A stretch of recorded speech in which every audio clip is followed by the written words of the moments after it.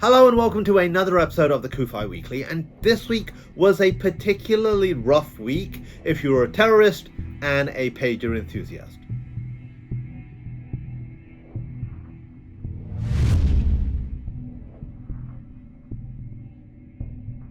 What am I referring to? I'm referring to a number of incidents this week where Hezbollah's communication system was seemingly hacked, causing their pagers to explode, and following that, a day later, their walkie-talkie communication systems also.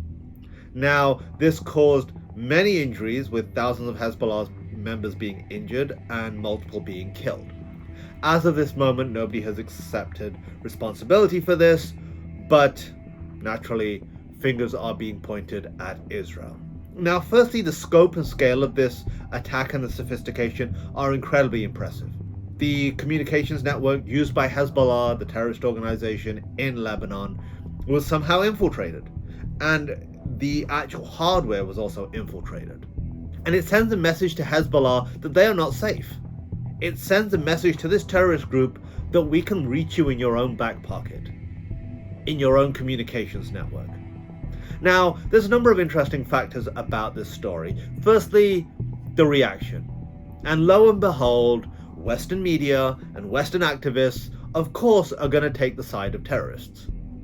Parroting Hezbollah propaganda, they are also blaming Israel, while Israel has not released any official comment. And it's interesting how the news articles about this didn't refer to it as being Hezbollah pages, because it was very specific. They talked about it being pages in Lebanon. They talked about it in a much more general sense, where it was, in fact, just Hezbollah's network and members of Hezbollah. And if you're a terrorist, then, this is kind of justice, let's be honest. And the other thing which is really interesting is that you then have these Western activists who are outraged that Israel allegedly has committed some sort of crime, this targeting of people. Let's get a few things straight. What do you want Israel to do? Genuinely, let's say that Israel is behind this. What do you want Israel to do? Since October 8th, Hezbollah has been firing rockets at Israel. Hezbollah has murdered Israeli children playing soccer. When Israel launches airstrikes, that is not acceptable to you. It causes too much damage. When Israel sends in ground troops, that's not acceptable because apparently Israel is committing genocide anytime it defends itself.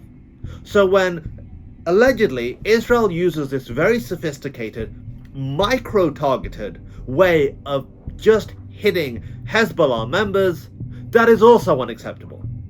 So essentially what you're saying is, it's not the fact that Israel is using these methods, it's the fact that Israel is defending itself at all is what you have an issue with. We should allow terrorists to terrorize Israel and the Jewish state. We should allow Hamas to kill and murder Israelis without any response. Bad news to the Antisemites of the world, it's not 1850. It's not 1939. It's 2024, and in 2024 there is a Jewish state with a Jewish army, and it has friends and allies in America and all over the world. Now, a few other interesting aspects. The ambassador from the regime in Iran to Lebanon was injured in the initial wave on Tuesday of the pages. He was injured by a Hezbollah pager, which really makes me want to ask, why did he have a Hezbollah pager? Why did the ambassador of a foreign nation have the pager of a Lebanese terrorist group? We know why. Hezbollah is a regime-funded, supported, set-up proxy. They are completely intermingled. And what is ironic and almost poetic in its justice is that the injuries being reported are that he lost sight in one of his eyes. And why is that ironic? Why is there an element of poetic justice in that?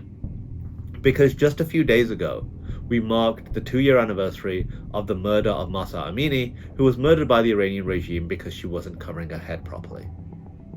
At the time, Iranians took to the streets, particularly women, calling for freedoms, calling an end to this regime that had brutalized them for decades.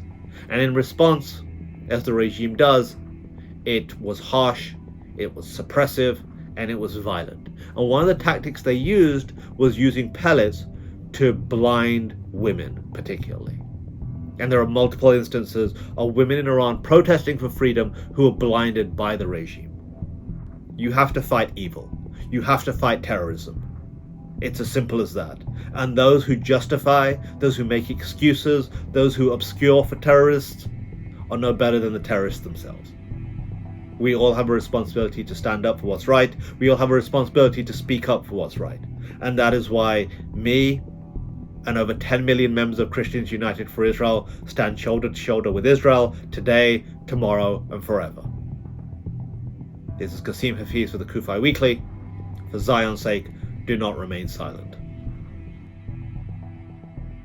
Thanks for checking out this episode. Be sure to like and subscribe so you get a notification every time a new episode hits. And if you want to check out some of our previous episodes, and we've got some really good ones, click on one of the thumbnails and that will take you right there. And finally, if you want to know more about CUFI and the work we do, go to CUFI.org to check out all the resources we have available free to you.